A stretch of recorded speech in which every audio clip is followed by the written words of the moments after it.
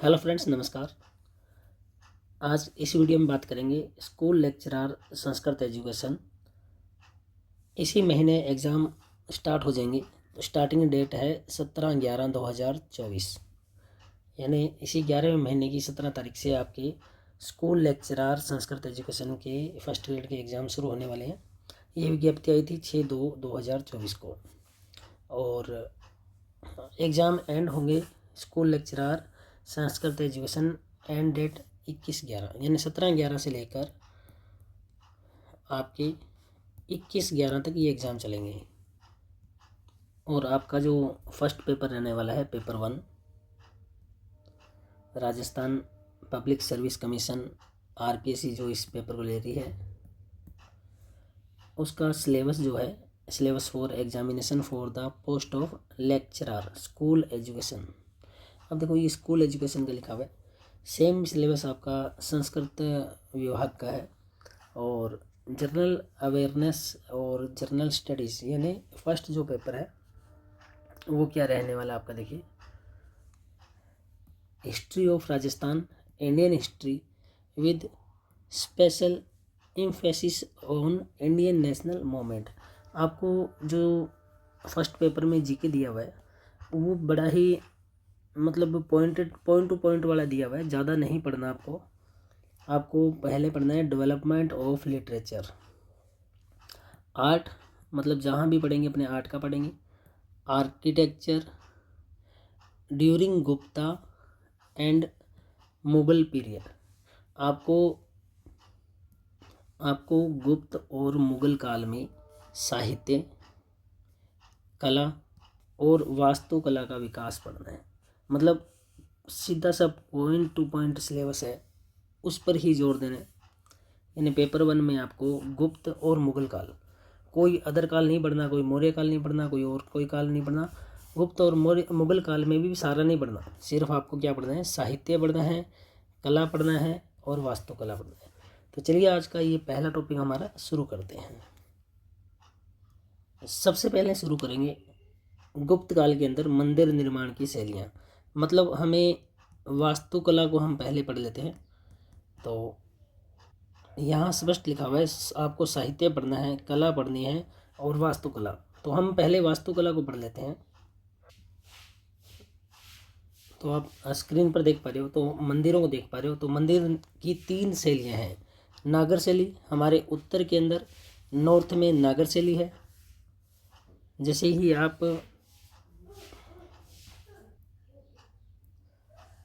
आप साउथ में जाओगे तो साउथ में अपने द्रविड़ शैली है। तो यहाँ के मंदिर कुछ इस तरह के बने हुए हैं, द्रविड़ शैली के मंदिर। नागर शैली में मंदिरों का शिखर कुछ इस तरह से, देखो लास्ट में सबसे ऊंचे है, फिर थोड़ा नीचे, फिर और थोड़ा नीचे, और फिर और थोड़ा नीचे। 4 गुम्बद आपको नागर शैली में देखने को मिलेंगे। हमारा जो राम मंदिर बना हुआ है अयोध्या में, वो भी इसी शैली का है, नागर शैली में। उत्तर भारत में यही शैली है। और द्रविड़ शैली आप ये देख पा रहे हो, यहाँ इस तरह से मंदिर है, और आगे ये स्पेस देखिए इस तरह से है। और हमारे साउथ में ये शैली चलती है, यानी भारत के उत्तर में नागर शैली है, साउथ में द्रविड़ शैली है। और जो बीच का एरिया है हमारे मध्य प्रदेश और इस साइड का एरिया, वहाँ इसका दोनों का मिश्रण चलता है, तो वैसर शैली चलती है। ये वैसर शैली है, देखिए यहाँ से गुम्बद शुरू हो रहा है, यहाँ ये छोटा भाग, और ये पहले छतें ये फ्लैट हुआ करती थी और बाद में ये गुम्बद बना था। तो ये जो मंदिर निर्माण की शैलियाँ हैं सबसे पहले शुरू हुई थी गुप्त काल में। गुप्त काल में आप कह सकते हो कि मंदिर निर्माण कला का जन्म कब हुआ। मंदिर निर्माण कला का, ये जो मंदिर निर्माण कला का जन्म हुआ है गुप्त काल में हुआ है। और आपसे पूछ ले कि गुप्तकालीन मंदिर कौन सी शैली में थे, वैश्य शैली में थे, द्रविड़ शैली में थे या नागर शैली में थे। गुप्तकालीन मंदिर कौन सी शैली में थे, तो भी द्रविड़ शैली और वैश्य शैली नहीं कर सकते, क्योंकि गुप्तकालीन जो मंदिर है वो, क्योंकि गुप्तकाल नॉर्थ का माना जाता है, तो गुप्तकालीन शैली थी नागर शैली में।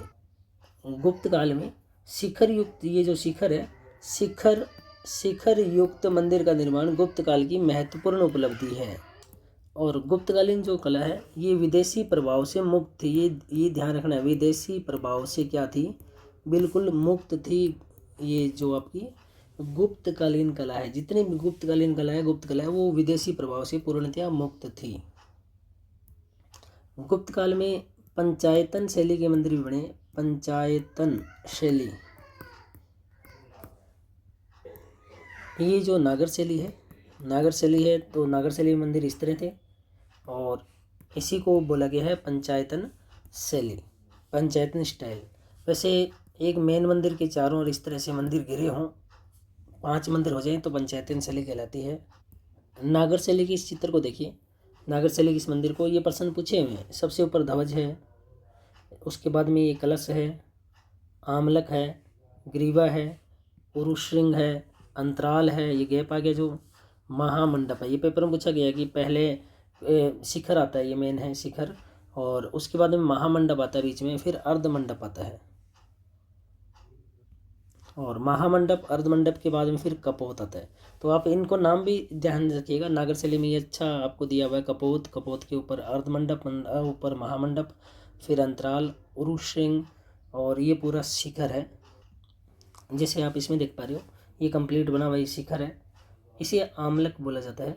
और ये मंडप का पार्ट है, ये कंप्लीट, ये गर्भगृह है, ये यहाँ पर इसको गर्भगृह बोला जाता है। चबूतरे मंच पर ये मंदिर होते थे। तो ये नागर शैली का आप मंदिर देख पा रहे हो। तो यहाँ प्रश्न बनता है कि मंदिर निर्माण की कला का प्रारंभ हुआ है गुप्त काल में, गुप्त काल में। और गुप्त काल में जो है शैव धर्म को बड़ा ही महत्व मिला था, और बौद्ध धर्म, इससे पहले अपने मौर्य काल जो अपने सिलेबस में नहीं है, वहाँ पर बौद्ध धर्म, जैन धर्म की चर्चा रहती है।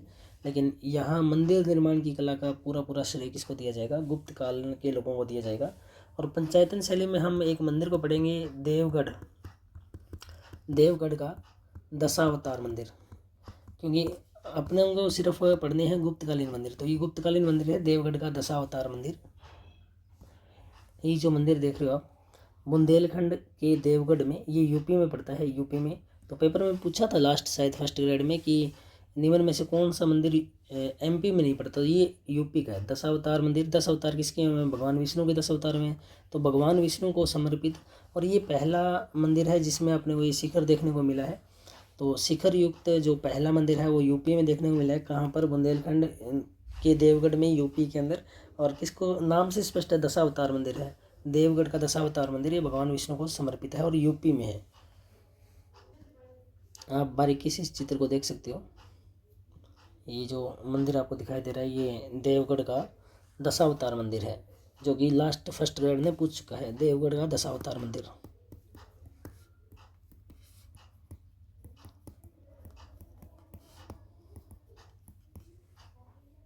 तो अभी पूरे भारत में देवगढ़ का ये पहला मंदिर है जो शिखर युक्त है। ये पूरे भारत का फर्स्ट है। ये नहीं पूछते हैं तो देवगढ़ का शिखर, ये शिखर युक्त मंदिर है देवगढ़ का। ये मंदिर दशावतार मंदिर है। ये पूरे भारत का पहला मंदिर है जो शिखर युक्त है, जिसमें शिखर मिला है, और देवगढ़ का है यूपी में। तो ये जो मंदिर आप देख पा रहे हो, इस मंदिर के प्रश्न काफ़ी पूछे जाते हैं। ये मंदिर है दशावतार मंदिर देवगढ़ का। और ये जो प्रश्न आप मूर्ति देख रहे हो ना, यहाँ से प्रश्न पूछा गया है कि ये किसकी मूर्ति है। तो या ये पूछा जाता है कि परशेष, ये आपसे पूछा जाता है कि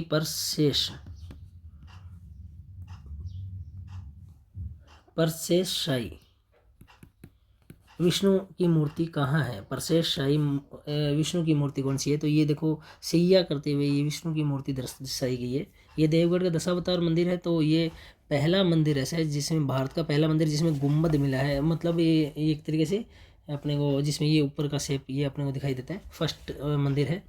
और ये कौन सी नदी किनारे है? यहाँ नज़दीक एक नदी बहती है, बेतवा नदी, बेतवा का दूसरा नाम है वेत्रवती नदी। और इस मंदिर का मेन विशेषता है विष्णु जी की मूर्ति है, परशेषशाही विष्णु बोला जाता है। और गजेंद्र मोक्ष के दृश्य हैं, ये दृश्य यहाँ पर दिए हुए, इनको बोला गया है गजेंद्र मोक्ष के दृश्य उत्कीर्ण है इस मंदिर के ऊपर।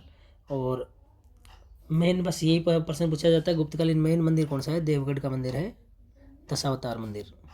और पहला शिखर युक्त, आप गुम्बद की बजाय शिखर युक्त बोलिए इसे, शिखर युक्त, पहला शिखर युक्त भारत का मंदिर है देवगढ़ का ये मंदिर। आपको मैं ये दिखा देता हूँ, ये देखिए, ये मंदिर है, ये फर्स्ट, और ये शिखर युक्त जो है आप अच्छे से देख पा रहे हो। अब देख लीजिए, ये मंदिर है। तो भारत का प्रथम प्रथम शिखर युक्त मंदिर कौन सा है? शिखर युक्त, ये फर्स्ट ग्रेड में इस बार फिर पूछा जा सकता है, शिखर युक्त मंदिर कौन सा है? तो ये मंदिर है देवगढ़ का। ये शिखर देख लो, ये फर्स्ट मंदिर है। और कब का है? गुप्त काल का है। कहाँ है?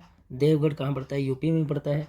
और कौन सी नदी किनारे है? बेतवा नदी के किनारे है। बेतवा नदी का नाम वेत्रवती भी मिलता है, वेत्रवती। किसको समर्पित है? भगवान विष्णु को। ये जो मूर्ति देख रहे हो परसेस सही यानी बगल लेटे हुए भगवान विष्णु की मूर्ति है।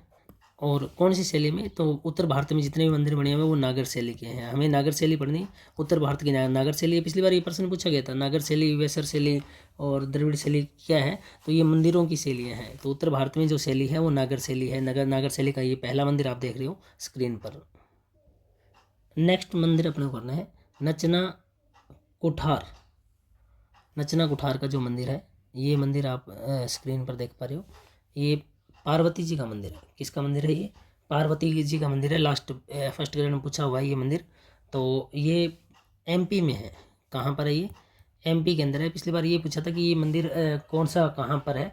तो देवगढ़ वाला यूपी में था, देवगढ़ दशावतार मंदिर। और ये मंदिर अपने एमपी में। अपने गुप्तकालीन मंदिर पढ़ रहे हैं। गुप्त काल में जो वास्तुकला पढ़ रहे हैं तो उसमें मंदिर पढ़ रहे हैं अपने वास्तुकला में मंदिर। ये नचना कुठार जो मंदिर है आजमगढ़ रियासत एमपी, पहले जो भूतपूर्व आजमगढ़ रियासती मंदिर में पड़ती है। और ये बुमरा से लगभग कितना है? ये 10 मील लगभग यानी 16 किलोमीटर दूरी पर स्थित है। यह मंदिर अपने विशिष्ट रूप के लिए जाना जाता है। और आपको ये बता देते हैं बुमरा और नचना कुठारा के मंदिर पूर्व गुप्तकालीन वास्तुकला का क्या करते हैं? प्रतिनिधित्व करते हैं। तो हमें गुप्त काल से मतलब है, तो गुप्तकालीन मंदिर है ये। और जनरल कनिगम को आप जानते हो, यहाँ के मंदिर को पार्वती का मंदिर बताया है। आपको दूसरे एंगल से दिखा देते हैं। ये नचना कुठार का पार्वती का मंदिर है, पार्वती जी का मंदिर है। और ये मंदिर कहाँ पड़ते हैं? गुप्तकालीन मंदिर है ये, और एमपी में पड़ता है, एमपी में। तो ये मंदिर आप देख लो, दोनों तरीके से आपको दिखा दिया है, दूसरे एंगल से आपको दिखा दिया है। आपको इस मंदिर स्थित ये मूर्ति दिखा देते हैं। ये मूर्ति बनी हुई है और उत्तर भारत में नागर शैली में ये मूर्ति है। तो आप ये देख रहे हो, देखो पार्वती मंदिर नचना कुठार। और भारतीय पुरातत्व सर्वेक्षण जबलपुर मंडल संस्कृति मंत्रालय भारत सरकार के अंतर्गत ये आता है। तो ये एमपी में है ये मंदिर। और आपको मेन इसका एक चीज़ और ध्यान रखनी है कि शिल्प में रामायण का सर्वप्रथम अंकन भी जो है वो यहीं से मिलता है। रामायण का सर्वप्रथम अंकन शिल्प में जो मिलता है वो कौन से मंदिर? पार्वती मंदिर नचना कुठार में मिलता है।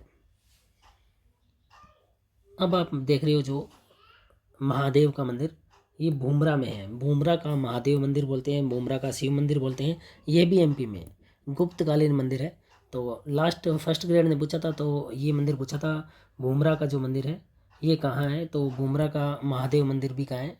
एमपी में है। और ये 5वीं सदी में ना भोलेनाथ भगवान का संसार का सबसे प्राचीन एक मुखी मंदिर है। इस मंदिर की विशेषता है कि यहाँ इसके जो गेट है वहाँ पर मक्कर वाहिनी गंगा और प्लस में क्रम वाहिनी यमुना, इनका मानव स्वरूप दिया गया है। और इनके चित्र यहाँ बने हुए हैं। यानी पेपर में पूछा जाता है कि नदियों को मानव आकृति में प्रदर्शित करने का श्रेय किसको जाता है? मानव आकृति में प्रदर्शित करने का श्रेय इस मंदिर में जाता है और गुप्त काल को जाता है। बुमरा के शिव मंदिर पर एक गेट पर ये मूर्तियाँ कुछ दिखाई गई हैं। और इन्हीं में से एक है मकर वाहिनी, या तो ये गंगा की है या क्रम वाहिनी यमुना की है। तो एक गेट पर यमुना को मानव स्वरूप दिया है और एक गेट पर गंगा को दिया गया है। ये जो देख रहे हो आप बुमरा का शिव मंदिर, मध्य प्रदेश के सतना जिले में बुमरा नामक स्थान पर पाषाण निर्मित गर्भगृह प्राप्त हुआ है। इस मंदिर की बात है। इसके प्रवेश द्वार पर गंगा यमुना की आकृतियाँ बनी हुई है। इसके द्वार चौखट में अलंकरणों में सजाई गई है। ये जो चौखट है यहाँ पर गंगा यमुना की ये मूर्ति बताई गई है। मंदिर की छत चपटी है। गर्भगृह के भीतर एक मुखी शिवलिंग स्थापित है। उनके सामने स्तंभ युक्त मंडप में चारों ओर दक्षिणा पथ मिलता है। तो ये जो मंदिर आप देख रहे हो ये शिव जी के मंदिर की है। इस मंदिर में अब केवल गर्भगृह ही विद्यमान है। इस गर्भगृह के चारों ओर चबूतरा प्रद शिक्षा पत्र में अवशेष है। गुप्तकालीन मंदिरों में ये सबसे इम्पोर्टेंट है, सभी लक्षण इसमें हैं। आप इस फोटो को देखिए, इसमें बहुत अच्छे से दिखाया गया शिव जी का मंदिर है। और ये जो पिक आप देख पा रहे हो ये बुमरा के शिव मंदिर पर है। बहुत ही अच्छी फ़ोटो ली गई है, देखिए कितना बढ़िया तरीके से इसमें दिखाया गया है, आप जूम करके देख सकते हो। और अंदर ये शिव जी का मंदिर है। और यहाँ अपने को ये जो मूर्तियाँ दिखाई गई है, एक तरफ गंगा की मूर्ति है और एक तरफ यमुना की मूर्ति है। और मकर वाहिनी गंगा बोला गया है, क्रम वाहिनी यमुना बोला गया है। तो ये भूमरा जो जगह है, भूमरा का शिव मंदिर है और एमपी में पड़ता है। और जो आप ऊपर देख पा रहे थे वो फ़ोटो ये है, ये शिव जी की ये फ़ोटो है, देख लो। भूमरा शिव मंदिर जो भी एमपी में है, गुप्तकालीन मंदिर है, गुप्तकालीन मंदिर है। और गुप्तकालीन मंदिर जो है वो सभी नागर शैली में है। और आपको मैं बता चुका हूँ कि गुप्त काल से ही मंदिर निर्माण की कला शुरू होती है। तो आज इस वीडियो में इतने ही मंदिर करेंगे, कंटिन्यू जारी रखेंगे। फर्स्ट ग्रेड के लिए ये वीडियो आपकी काफ़ी काम आने वाली है, यहाँ से पर्सन आपके आने वाले हैं। तो ज़्यादा कोई अपने को नहीं पढ़ना है, बस जो पढ़ना है गहराई से पढ़ना है। बहुत लिमिटेड सा टॉपिक है। और आपका जो अभी वर्तमान में टॉपिक मैंने आपको बताया है, वास्तुकला कर रहे हैं हम गुप्त काल की। चलिए इस वीडियो में इतना ही, नेक्स्ट वीडियो में फिर मुलाकात होगी, तब तक के लिए बाय, टेक केयर।